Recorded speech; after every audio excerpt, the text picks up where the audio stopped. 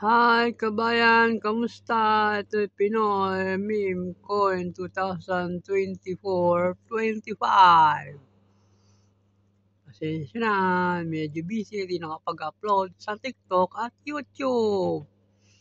Ngayon, pinakikilala ko sa inyo ang US SEC. Ang sabi niya ay, ang US Security Exchange Stop Accounting Bulletin 122. Ang sabi niya ay, ang habang Inglisan, basahin nyo lang, bahala kayo. Ang sabi niya sa Tagalog, lahat ng bangko sa USA pwede nang mag-hold ng Bitcoin. Lahat ng bangko pwedeng mag-hold ng Bitcoin. Lahat ng ordinaryong tao pwedeng bumili ng Bitcoin sa USA. Ang ibig sabihin niyan, maraming nang bibili ng Bitcoin sa USA. Kung bumili ang mga Amerikano, dadami ang tao sa Bitcoin. Pag dumami ang tao sa Bitcoin, aapaw yan, pupunta sa mga meme coin. Kasi madami ng pera, yan nila. Ganun, yan nila. Ngayon, kilala ko si Modeng. Modeng, yan. Ang Modeng ay, yan. Mura lang ngayon yan, basta mura lang. Pag bumili kayo ng 10, madami. Kaya yan, ang Modeng ay 900 lang. Yan, 900 ang total supply. Pero, tignan nyo to, nasa Coinbase. Coinbase ang number 1. Ayun, meron pang Binance. Mga kapuso. Ayan, ang Modeng ay meme coin. Pag yan umabot sa $3, ibig sabihin ang market cap niya magiging 3 billion. Yan, dadami ang pira mo dito. Ang Modeng. Pero wag kang tataya, pag-aralan mo. Kaya pa nakita si Ponke. Ang Ponke ay ang baba lang ang presyo. Pwede makabili ng madami. Kasi ito ang Ponke ay nasa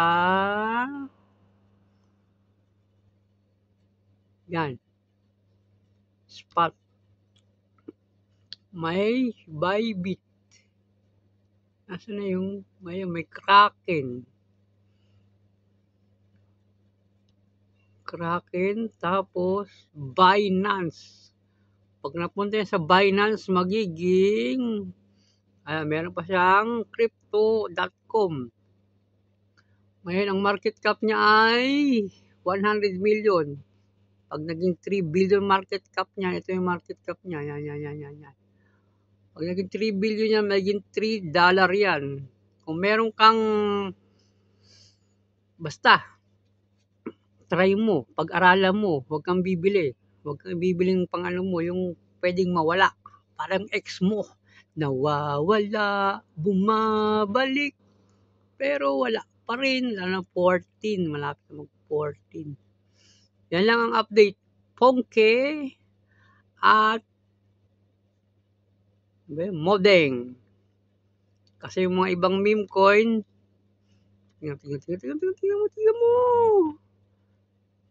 Wala eh. Ayan, tignan mo mga ibang meme coin na merong Sim. Tamindog with Hot Whip tsaka XPX. Pareha sila ng 1 billion market cap. 1 billion market cap.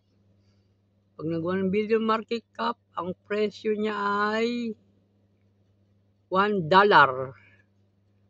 So kung meron ka ng 10 pirasong whip, meron kang kalahating milyong pesos. Ang saya-saya. Pero wag kang tataya, pag-aralan mo. Ito'y humble opinion ko lamang. Yan ang mangyayari sa mga darating na mga araw. Kung meron kang Trump token, kikita ka dyan, pero di ka maging milyonaryong pesos. Sabi, pinakilala ko yung Modeng at saka Pongke. Bye-bye. Yun lang, sige, yun lang. Bye-bye. Kita-kita tayo pagbili ng Tesla car.